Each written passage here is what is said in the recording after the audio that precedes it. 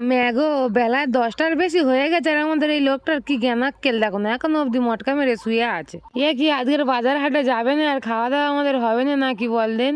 আর ওদিকে দেখো আমাদের সেই বড় মতন কচি করে ছানাটা উঠে গিয়ে আর কাঁটা মুড়িতে চুপ করে শুয়ে আছে। তা হ্যাঁ রে, তুই তোর বাপটা ডাকতে পারিস নি?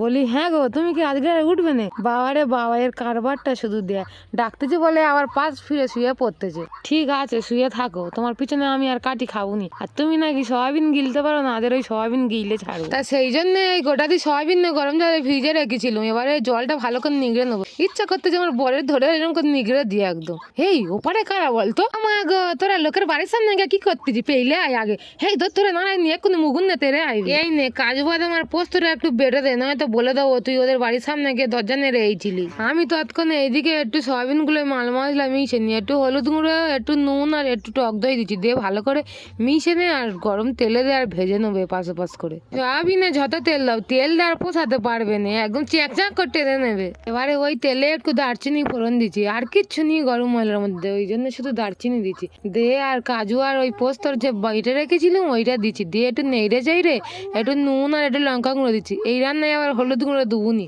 এইবারে ভালো করে মশলাটা কষাতে হবে। এই রে একটু চিনি দিয়েছিলাম, বলতে ভুলে গেছি। আর মশলাটা কেমন চরবার চরবার করে ফুটতে শুধু দেখো, খানিকক্ষণ পরে এই দেখো তেল ছেড়ে দিয়েছে। এইবারে আগে থেকে ভেজে রাখা সয়াবিন বড়িগুলো দিয়ে দে আর ভালো করে কষে নিতে হবে, যতক্ষণ না পর্যন্ত একদম গামাকা গামাকা হয়ে যাচ্ছে। কি সুন্দর শুধু দেখতে হয়েছে দেখো না। ইচ্ছে করতে যে এখন তুলে খেয়ে নি, কিন্তু না, এখন খেয়ে নিলে দুপুরে আবার ভাত খাওয়ার কিছু থাকবে না। তারপরে একটু জল ঢেলে দিয়েছি, দিয়ে এবার বকবক করে যখন ফুটবে তখন একটু গরম মশলা গুঁড়ো আর লাস্টে একটু ঘি দিচ্ছি। এখন এইরকম ঝোল ঝোল লাগছে, খানিকটা পরে আবার ঝোল মরে যাবে। কাজু বাদাম দেওয়া আছে না গো, ওই জন্য। দেখি তো একটু শুঁকে দেখি কিরম হয়েছে। কি সুন্দর সেন্টটা বার হচ্ছে শুধু দেখ না। চলো এবারে তরকারিটা এবার নেইবে নি। কদিন ভর পেটটা এমন ভুটভাট করতে যে তোমাদের সঙ্গে আর খাওয়ার ভিডিও দেখাতে পারতেছি না। পেটের ভুটভুটুনি সেরে গেলে তারপর খাওয়ার ভিডিও দেখাইয়ে।